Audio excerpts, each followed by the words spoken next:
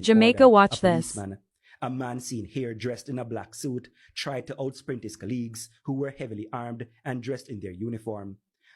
The on-duty police officers were chasing the man after he was behaving boisterously, disorderly, and in a threatening manner at this burial. Eventually, he was caught and arrested. Police sources say he's in custody and could be charged soon.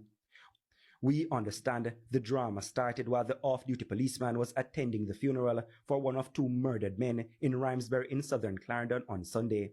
The deceased man was a motorcycle lover, and his loved ones thought about hoisting his casket on their bikes as they led the body to the grave. The police intervened and denied that request, explaining that it would be dangerous. That intervention did not go down well with their off-duty colleague turned mourner, who reportedly started behaving aggressively and boisterously to some police officers, including senior-ranking officers who were present.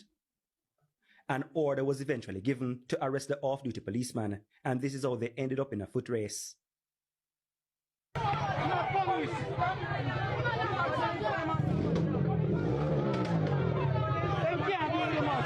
Even our correspondent was left flattened as the racing parties bumped into those in their path. The policeman, we understand, is attached to an operations formation in Kingston. It is also reported that he's a former soldier turned policeman. It is not clear how this incident will impact on his job as a policeman.